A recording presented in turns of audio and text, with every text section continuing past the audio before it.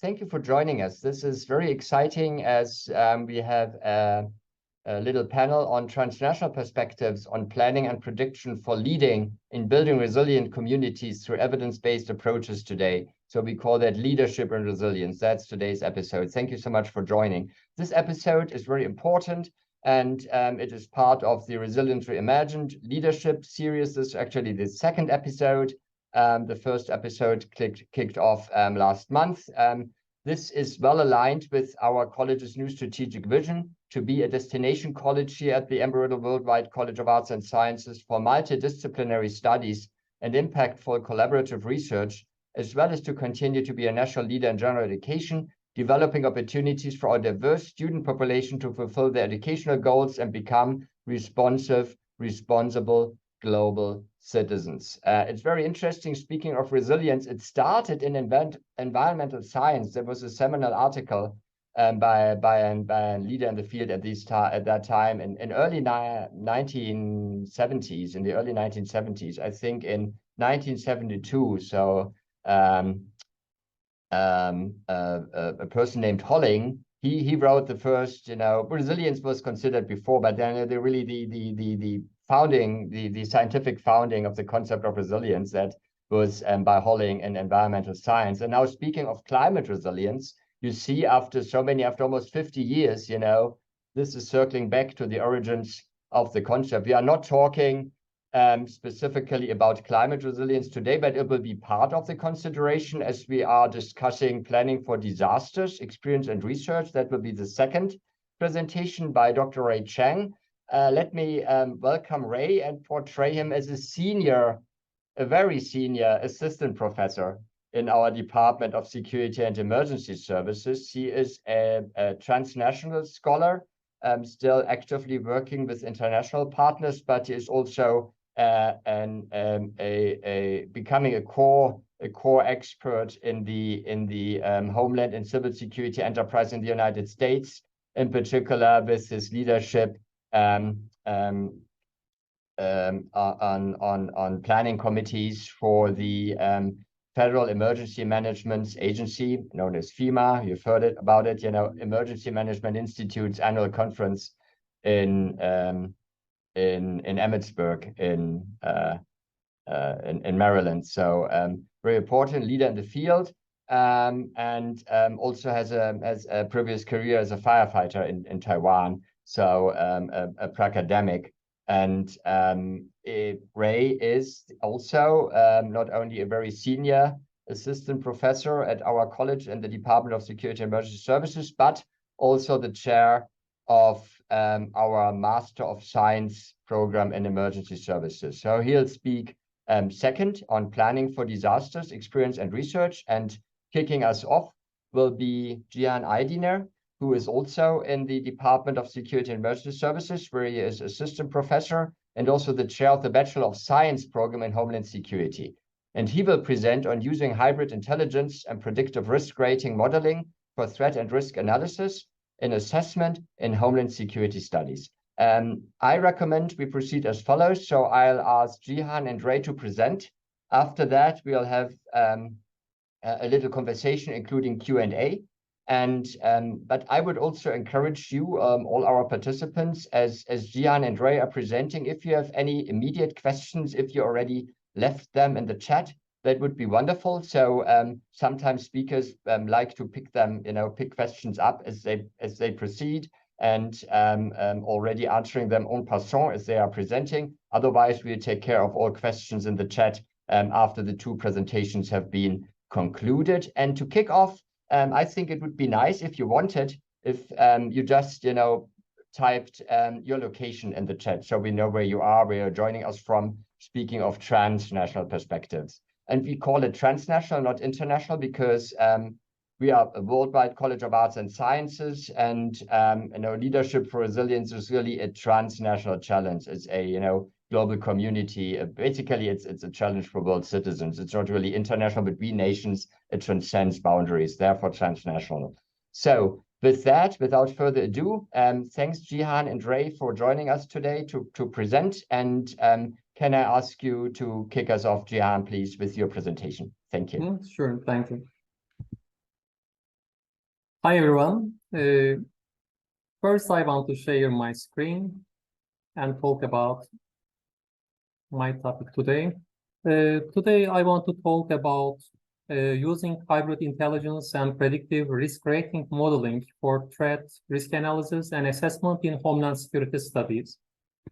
Before joining Embry-Riddle Aeronautical University, I was working with transnational groups, cross-functional teams from Europe and other parts of the world.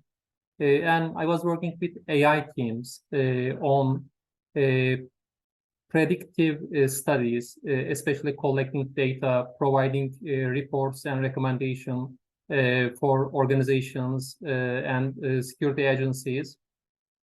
And in this study, I will talk about risk rating modeling. It's one of the products we've developed at that time with a cross-functional team. And today we are still working with these AI teams together.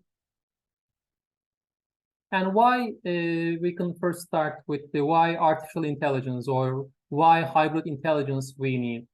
Today, many people are talking about ChatGPT, but it's not new, actually. Artificial intelligence is in our life for a long time, but now we all understand it because we have many products and people are using these kind of products in their daily uses. For example, while preparing an email, they can use ChatGPT or other artificial intelligence tools.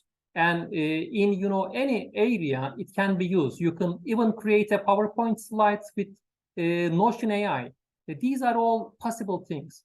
And it's very helpful for individual users, countries, actors, but also there are some limitations and there are some concerns about AI. So first, we can start with the limited effects of human or machine alone.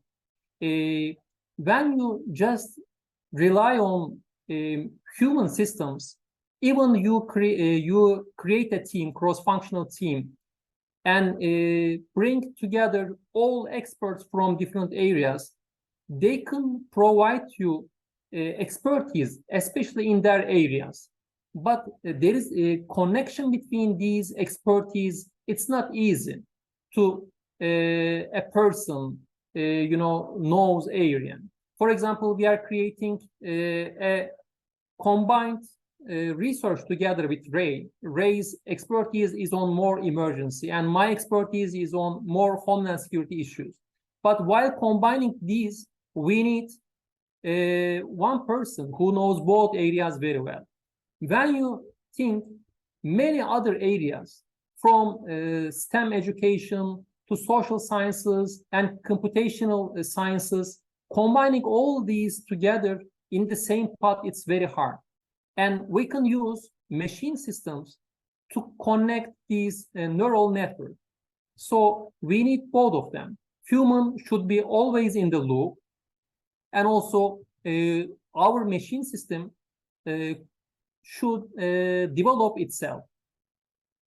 But of course, there are some critical concerns raised by AI. I can provide one expert view. A high-level expert group in European Union Commission on artificial intelligence provided very important threats as follows. First, prohibited AI practices. For instance, manipulate persons through subliminal techniques. It's one of the concerns we all have today. And other one is high-risk AI systems, such as an AI system intended to be used as a safety component of a product. Other one is covert AI systems that do not ensure that humans are made aware of. Another one, security vulnerabilities of algorithmic decision systems. And the final one, provided by this commission in European Union Commission, was lethal autonomous weapon systems with cognitive skills to decide whom, when, and where to fight without human intervention. So in AI systems, we still have some big concerns. To address these challenges of artificial intelligence, Hybrid intelligence could be a trustworthy and sustainable option.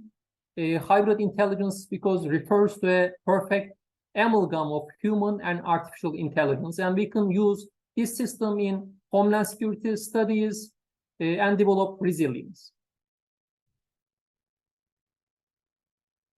I will summarize the system whole picture. I will not provide more details about the sub-components, but human in the loop system is like we first collect data. We have a data set collection, data set annotation, and model validation. In data set collection, we are gathering and creating a bias-free data set, which is as close as possible to the use case. In data set annotation, we are labeling data sets by coupling manual annotations, and model validation, we are plugging into the pipeline in order to verify the model's output and handle edge cases in the real time.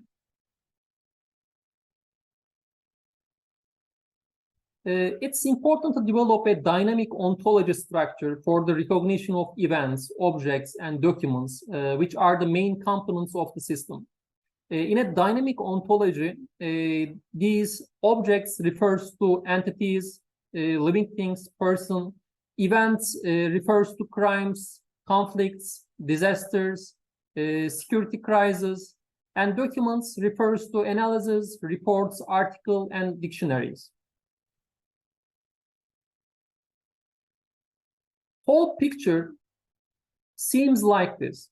It's the this figure displays smart navigator general system architecture. In this complex architecture, we use cross-functional teams from all around the world, and also AI teams. And these teams work together to evaluate data sets, also modify them, separate them. In this complex system, you also have an opportunity to develop your system, test your system, and improve it day by day. And it comes from computational neuroscience literature and expert teams' areas of expertise. For example, in my area, Homeland Security studies, we focus on the security issues and all threats approach.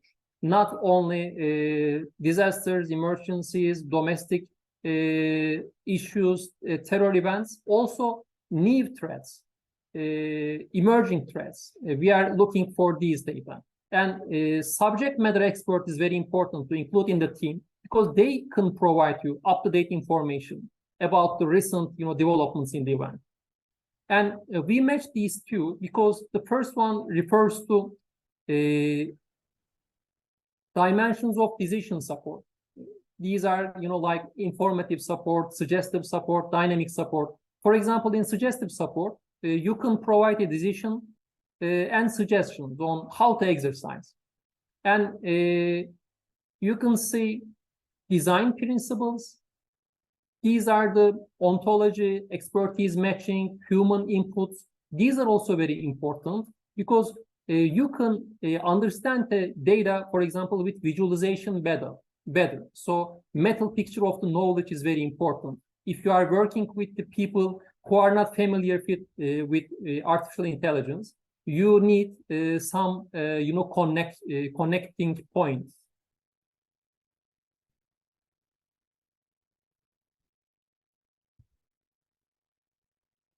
So government, research, and business actors are increasingly relying on these kind of data, algorithmic decision making, and many computer algorithms are built on conventional data analysis model.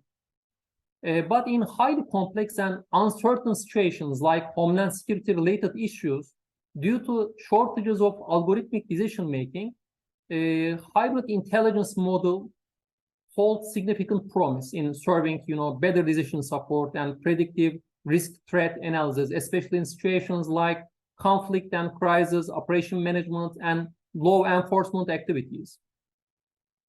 No need to say that it's crucial to obtain high-value capacities and capabilities in homeland security, such as strategic foresight analysis, predictive crisis, and operation management, gaming, and simulation. More importantly, every month, thousands of people are killed by large-scale political violence across the world, forcing many more people to flee within countries and across borders. And armed conflicts have devastating economic effects, disrupt democratic systems' ability to function, discourage countries from fleeing poverty, and obstruct humanitarian aid where it's most required. So you need information, some prediction about the tools. Also, you should have a resilience to develop your systems.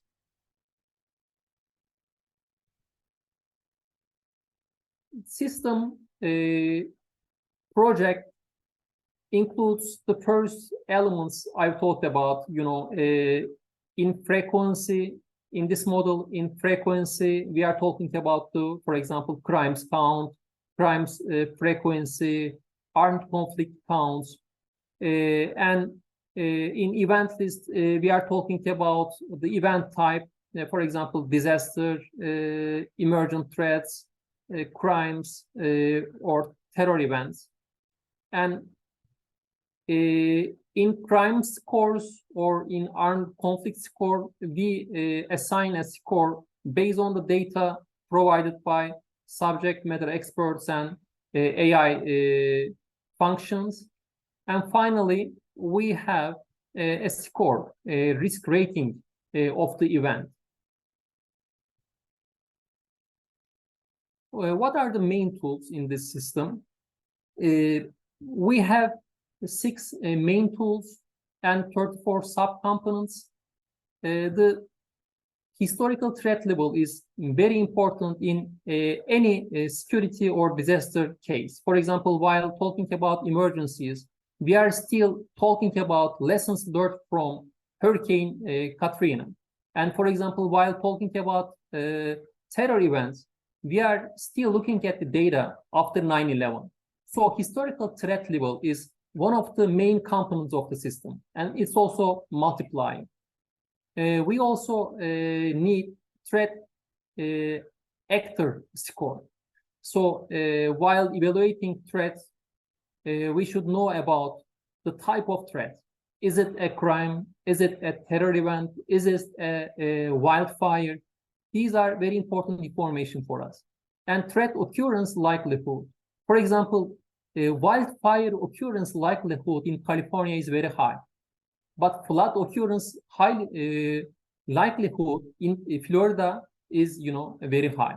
So these kind of threat occurrence likelihood is also important, and it's one of the main component of the system. And criticality. For example, do California has enough resilience to get enough,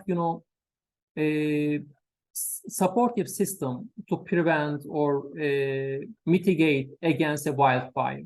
Or what about the preparedness level of specific city in Florida against, flooding? These are important things. And vulnerability of the system and expected impact. What happens if we flooded in Florida? For example, what is the effect of flooding in the Daytona Beach area against our, flying tools? So based on dynamic ontology, we can evaluate these data. And these are the subcomponents. For example, while talking about expected impact, we are talking about human casualties in case of this event. For example, wildfire, terror event, or financial damage. What will be the financial damage? The prediction of this is very important. Facility damage. For example, flooding in Daytona Beach, what would be the facility damage in Embry-Riddle aeronautical campus? Because we have many, planes in our area. And reputational damage, remote fire. And while talking about historical threat level, what is the N of crimes? And what is the N of terror incidents in this specific region? We are talking about this. And we have a formula like this, overall predictive risk rating score. We have two force multipliers. These are threat occurrence, likelihood, and probability, and expected impact. Also, other components, historical threat level, threat agent score, criticality, gap analysis, these are all important tools while evaluating overall predictive risk rating score. And why it's important, I will show you with visualization. In this visualization, for example, we are providing data about Libya crisis. We provided a similar data about Ukrainian crisis before a Russian invasion. So this kind of evaluation is very important for resilience and also mitigation, and also take action beforehand. For example, you can see different color codes on the map and different levels of occurrence, likelihood. For example, if you are expecting a threat in Libya, where is the very critical infrastructure, and what is the likelihood of any possible attack to this critical infrastructure? We can easily find this information from these visual systems. And how we can use these kind of information in our courses. For example, in Homeland Security courses, we have some system examination. For example, my students from last semester examined the smart navigating system, because it's important for system thinking and critical thinking. You are looking at a system as a whole, and then you are examining this model to understand the role of the, for example, historical threat level in prediction of future disasters and security crises, and examine the professional's perspective on the issue. And then my students choose a topic based on their tracks, because some of my students have emergency management tracks, some of them are Homeland Security tracks, some of them have interest in intelligence or terror. So they selected one topic based on their interest in security crisis or in current disasters. And they completed their own research. And they created a podcast.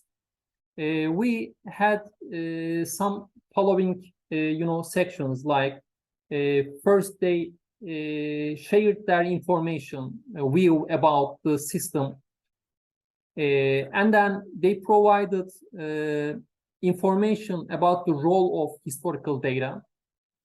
Then they applied their information, they applied their understanding to a specific topic.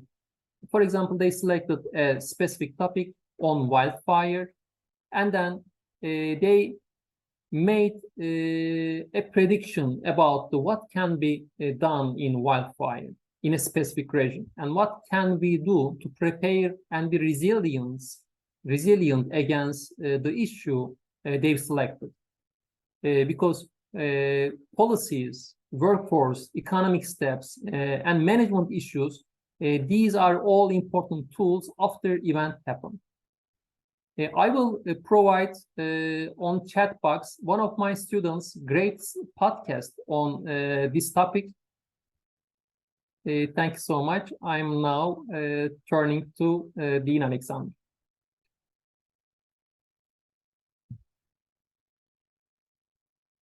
Perfect. This has been wonderful. This is very amazing. As I also, I apologize, I was remiss to point out, but our attendees know that obviously Jihan is also now representing transnational expertise, because she has counterparts more like Ray is more Pacific, trans-Pacific, and then Jihan is more transatlantic, and in particular, but not limited to working with the European Union. And this is obviously very, very important to point out. That's a good reference model, and also the European Convention of Human Rights, where also the human with use of technology and where the ethical limits are and everything. So the human in the loop being required. So this is very important, very essential. There are already some questions on the chat.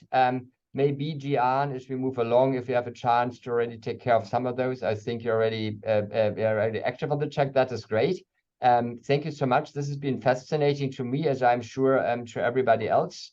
And with that, I would now like to turn the floor over to Ray. And then, like I said, after that, we are going to have a little bit of joint conversation, and then also specific time dedicated to Q&A.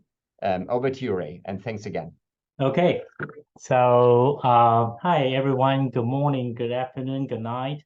I am Dr. Ray Chen. I'm very happy. I work in the Department of Security and the Emergency Services, and I'm currently the chair of the MSES Master in Science of Emergency Services. It's my pleasure and my honor to present in this Dean's series. Talking about the topic of my presentation is planning for emergencies. So research and the practice. So during this experience, during this presentation, I am going to share my experience and also some of my research publications and some literature I found during this journey. So why I say this is a journey. So my next slide can tell you. So I was a fire officer in Taiwan for 6 years. So in that time, I was in charge of planning for the high-rise building, subway stations, and the long tunnel. Okay, so you can see your picture on your left-hand side is actually the subway station in my jurisdiction. So the depth of this one is like an underground, 3 floors in depth. So you can see so many people during a rush hour, stand in the platform. So they create a lot of risk for this. So I was in charge of planning for the emergency operations plan for this one. So not only that, to accommodate so many people, we dig the long tunnel to link the neighboring cities in Taiwan. So you can see the picture on your right-hand side. This is a long tunnel in my jurisdiction. So the length of the tunnel is 8 miles. So until right now, it's still one of the top 10 longest tunnel in the world. So I was in charge of planning for this one. So because of this experience, I had the opportunity to learn or to see the disasters from a bigger perspectives. So later I will share my experience of this. Okay, so by the way, it is very interesting because being a professor or completing a doctoral degree was never a plan in my life. So I just do my job. I just plan for disasters and I start to find, oh, I need to learn something new.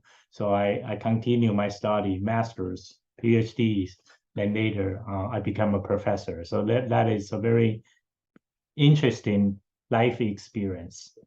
So later I will share more. Okay, so today's presentation, the outline of my presentation is I'm going to talk about the 4 questions. So first is why, second is what, who, and how to plan for emergencies.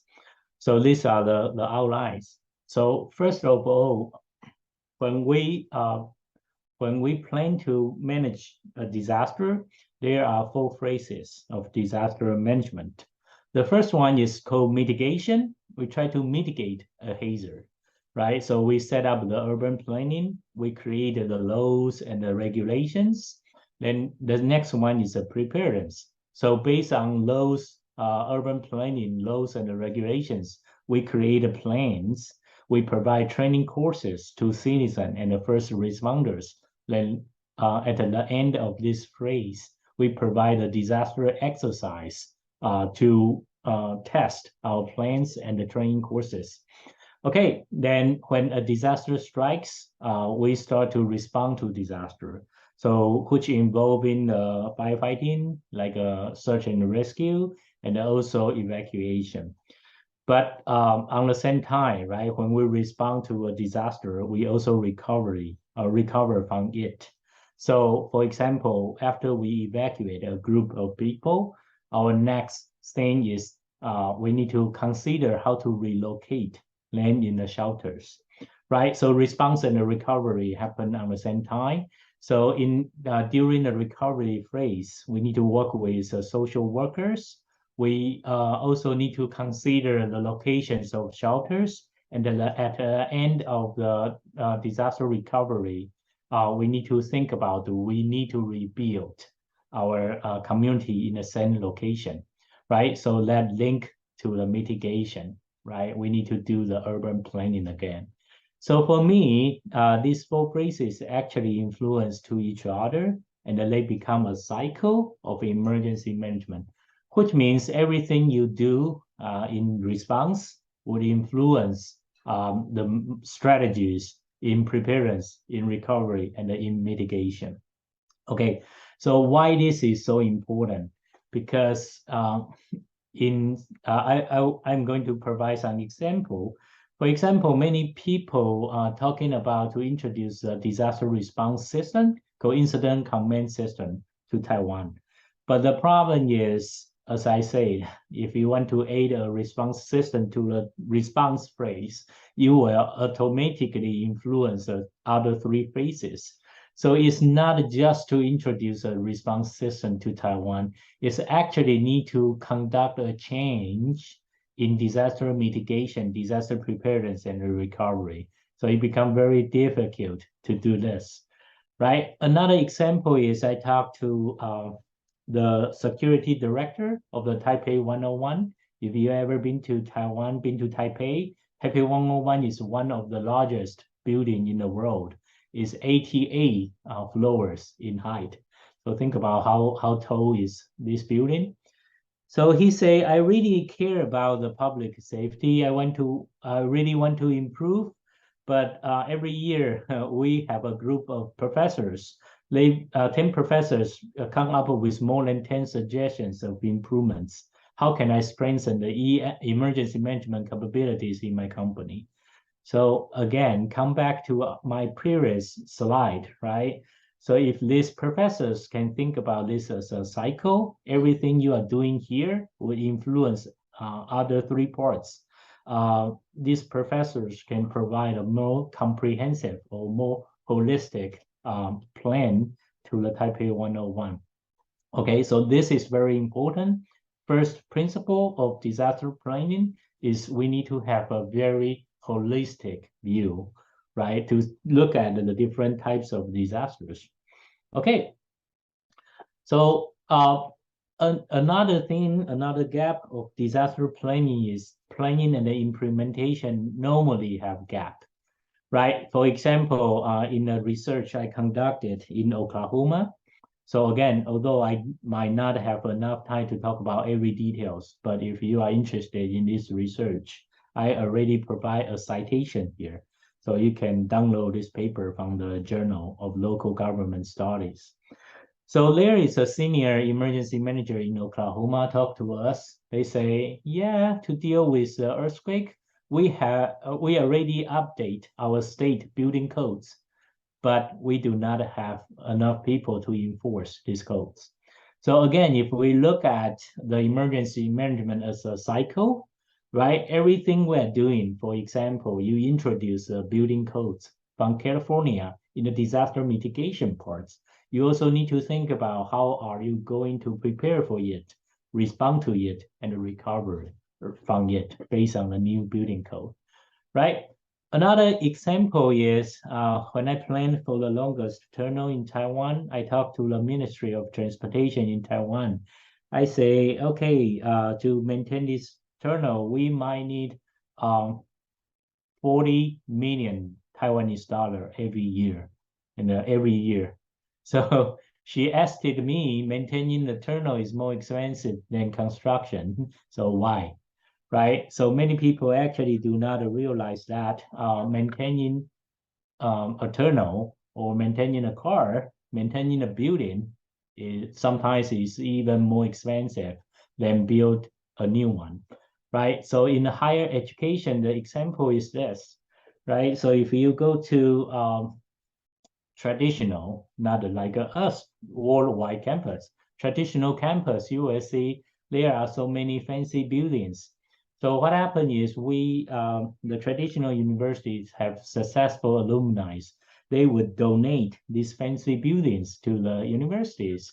But the problem is how to maintain them, right? For example, with a building, right, with huge glass windows might not save energies. So the university need to spend a lot of, money and budgets to, maintain the AC indoor to make the indoor cool, right? And also more importantly is these large meeting rooms might not be suitable for small groups and the younger generations.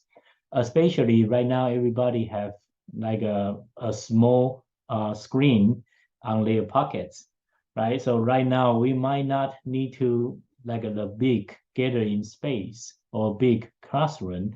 And actually, I can see, like for example, the Emergency Management Institute by FEMA, they are trying to separate their classroom as a small meeting rooms. So this is a different approach, right? But what happened is this successful alumni normally, donate the buildings to university based on their experience, maybe 30, 40 years ago, right? In that time, they still need a very big classroom for classmates to talk to each other. But right now, things are changed. So the second principle of disaster planning is it's very important to invite the users of the building, right, to participate into your planning. For example, before build these kind of buildings, we need to invite a student representative and tell us what they really need, right? So this is a second principle of doing this, why we need to do this. Okay, so if you can follow me in the next gap, I'm going to talk in the disaster planning is a training versus the exercise, right? So in one of the very challenging thing in when we plan for emergencies is, do we need to plan for the common emergencies or do we need to plan for the extreme scenarios, right? So because I live in Lake Mary, so in the local situation, do we need to plan for the car accident in the highway or do we need to plan for the extreme, the worst case, right? So many people might give you the different examples. So I provide two examples here. The first one is the city mayor in Taiwan asked me a question. If a missile strikes a high-rise building in a mega city in Taiwan, how can you plan for that, right? How can you plan for a missile attack, right? The second example is last year, I earned a grant from the Taiwanese Office of Homeland Security to update its Homeland Security Exercise Evaluation Program, right? HSEEP in Taiwan. So because of the Ukraine-Russia war, many people worried about the best thing would happen in the Taiwan Strait. So the director asked me, hey, during your program, the exercise evaluation program, can you add some wartime scenarios? Okay, so to answer these two questions, we need to think about disasters happened like in a timeline, right? It normally small from the small to start from the small to the big, which means when we plan for disaster, we cannot only plan for one moment of a disaster. We need to plan the whole process. We need to make sure we start to prepare for something, right? For example, before the missile attack, the satellite might already catch. Okay, there will be a missile attack to Taiwan, right? We can start to plan for something. We can build the public warning to our citizens, right? We can plan for something before, during, and after the missile strikes, right? So the third principle to plan for the emergency based on my experiences, we need to realize disasters actually happen with a lot of moments. So we can not only think about the worst case, and besides, your worst case might be different than my worst case, right? For example, think about the September 11 terrorist attack, right? The first picture in your mind might be different than my picture, right? So in this case, if you plan for the worst scenario, they might be very dangerous and very weak because everybody are thinking about a different, moment of the disaster. Okay, so if you can follow me when we plan for disaster, first we need to realize there is a time frame from small to big. Another thing is we need to decide our organization to between the agility and the discipline, right? Discipline means you design your organization like this one, right? Very rigid, very rigid. You can see every dot, right? Design your organization on this one, you can maintain, you can ensure the quality of service to your customers. For example, the DMV, Department of Motor Vehicles, provide service every day. Like if you want to apply for a new driver's license, you don't want them to change every day or every month, right? So you need to set up a very rigid organization, right, to deal with everyday work. For example, like in the DMV. But during the disaster, you wish to expand the organization as big as you can to accommodate the changes, right, generated by disasters. So in this situation, you wish to have a more agile organization to accommodate these environmental changes. So the point here is when we plan for disaster, is not either this type or this type. Is we need to realize actually we need to decide an organization which allows to the transformation from here to here. So the key point here is we need to manage the process from small to big and from big to small, right? From agility to discipline, right? I'm not the first person to talk about this idea. So actually, I provide a citation here. You can read Dr. Harrell's paper talking about the agility and the discipline. So the same thing in the, Homeland Security organization, in the disaster management organizations too. So because if you can design your organization like in this way, you can create some resilience. Means if something crash, the ball will not destroy. So it can easily expand and shrink. Okay, so if you can follow me, then next one, I will jump to my next topic, what to plan for emergencies. So first one, because many emergency managers have the firefighting backgrounds. So they use the firefighting like a fire-centric disaster planning views to plan for everything. So basically they plan for response and they do everything about response. But as I say, there are 4 phases of emergency management. Everything we do on preparedness and the response will influence the disaster recovery and the mitigation. So actually we need to jump out from the box and think about other things other than preparedness and the response. So I actually published a paper. I analyzed the traditional like a fire service administration textbook and the emergency management textbooks.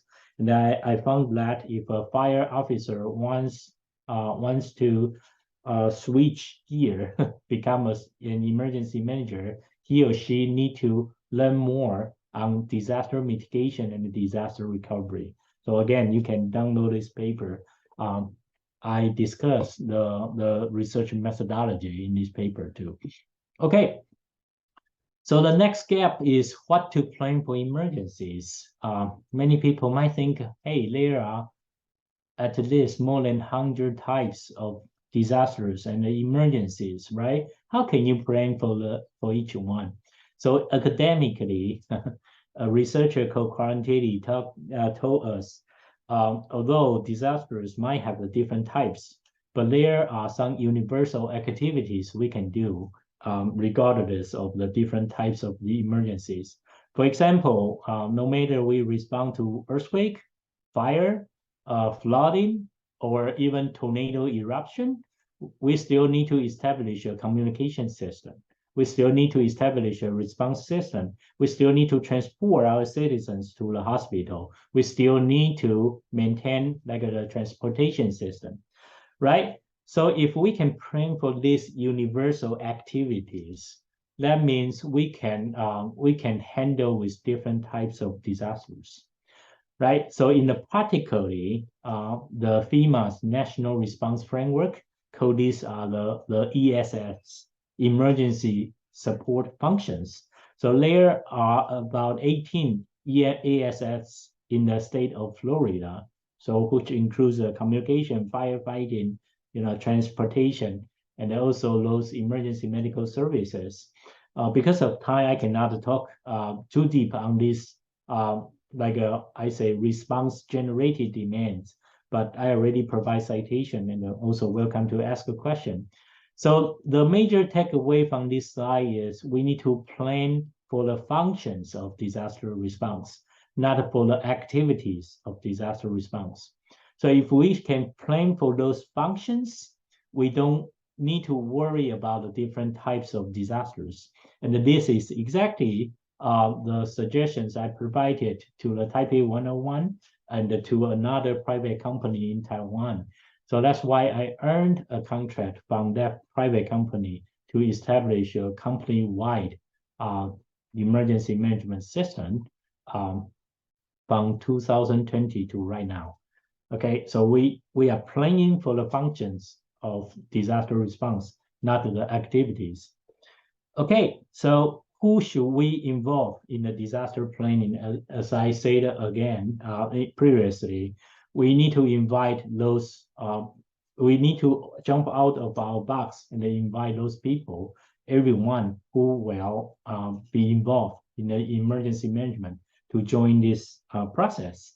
Right, I provide two examples. The first one is when I plan for the national exercise in Taiwan, right? One scenario, in one scenario, that was in 2004, in one scenario, I need to evacuate 200 citizens, right, from a building, from a place, right? So I need 2 buses to evacuate 200 people. So in that time, I assigned the Department of Transportation to send 2 buses and evacuate 200 citizens.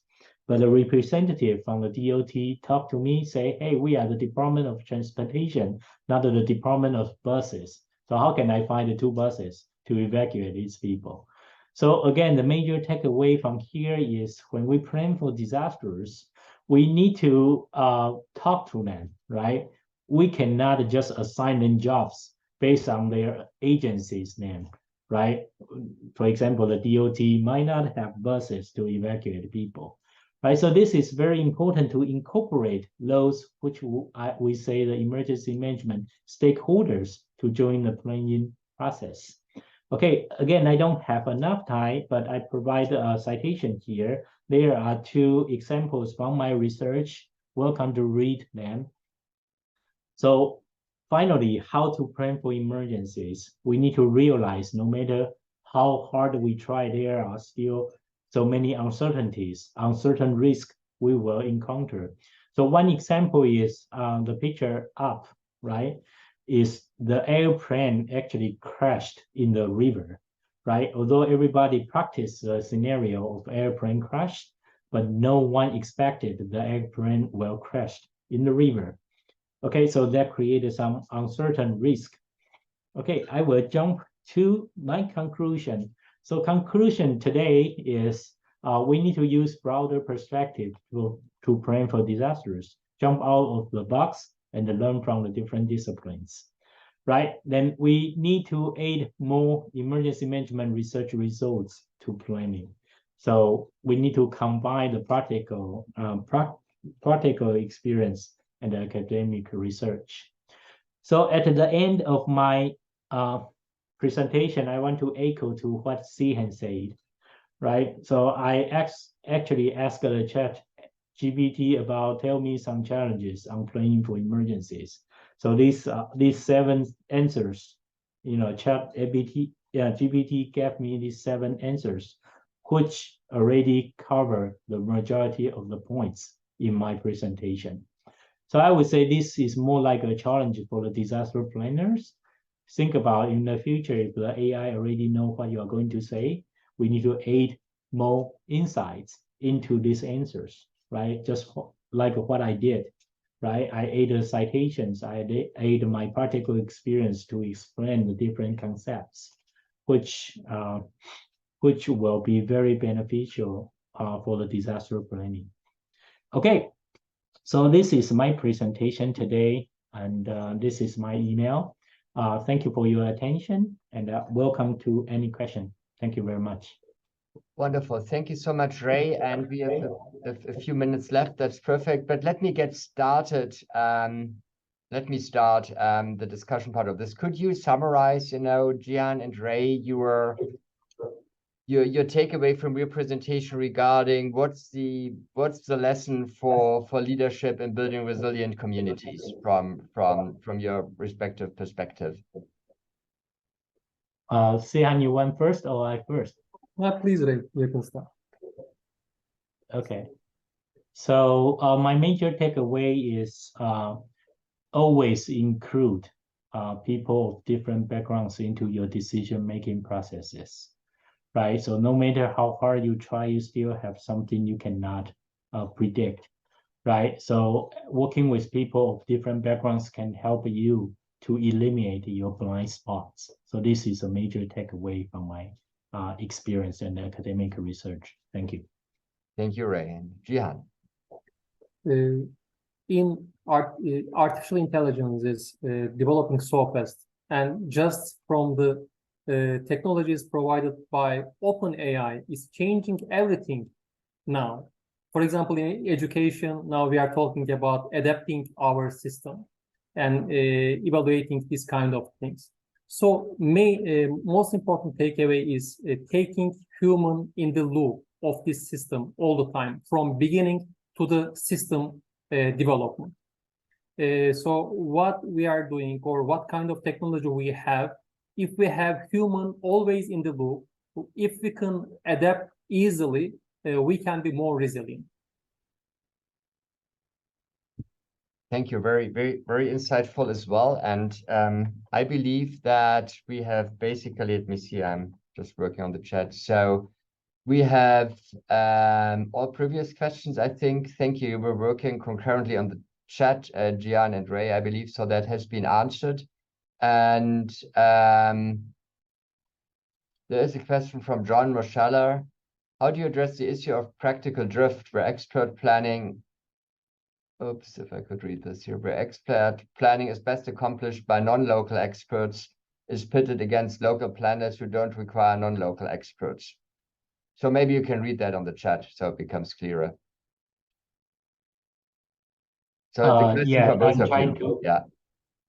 Yeah, John, would you please tell me your question? Sorry, I haven't seen your question. I can read it out again. How do you address the issue of practical drift where expert planning is best accomplished by non-local experts is pitted against local planners who don't require non-local experts? Wow, that's a big question. So there are two directions to answer this one, right? The first one is how can we make the disaster planning more professional, make people think, oh, they really need experts to doing this. The second thing is in the academia, how can we make more research that can really help the practitioners to solve their problems? For example, like the Taipei 101 example, right? They say, oh, we like to work with researchers, but every researcher only, many researchers only focus on a small part of the emergency planning. So the 10 professors provide more than 100 suggestions, right? How can I do this? So major takeaway from this, or the major answer for that, we really need more researchers that can bridge the gaps between the practitioners and the researchers. So I don't have answer right now, but I think in the future we will have more and more this kind of researchers doing like a translate from the practitioners to the researchers from researchers to the practitioners. Thank you for your question. Thank you. Maybe we can move on to the next question, as we have also a next event come up here in 4 minutes. And there, Kaden has a question, and it's maybe I can give that to you, Jihan. It technically goes to both. How do the combination of AI and emergency planning being used to make the world safer? It's a great question. Thank you, Kaden. And as I presented in my presentation, we have a system, and these technologies are growing day by day.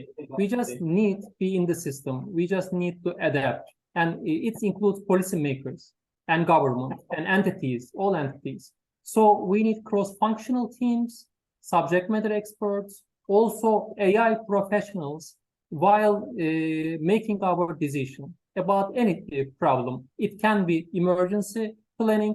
It may be another terrorist incident. If we can combine all these components of the problem, we can have a better solutions, and we can make the world safer, I believe.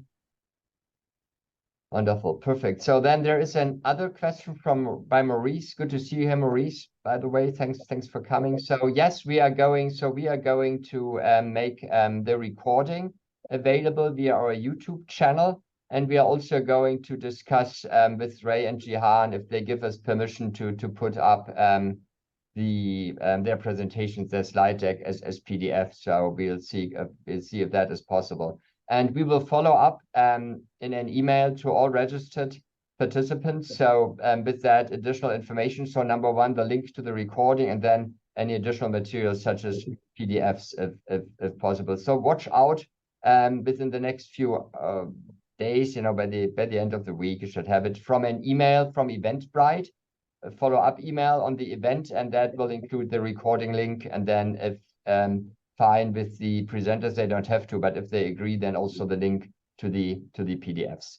I also wanted to point out the department of our college here in the chat, the Department of Security and Emergency Services that both Jihan and Ray represent, and that also includes the programs offered by that department. There is Homeland Security, apparently that's Jihan's program. There is an undergraduate, graduate program in emergency services, and also a graduate program in human security and resilience. All are offered online if you are interested in checking that out. So watch out for an email from us. Thanks for coming. And thanks, Ray and Jihan, for presenting. And I hope I'll see you all in the next episode to be announced of Resilience Reimagined in April. Please stay tuned. Have a great rest of your day. Stay safe wherever you are. Thanks again. Bye-bye.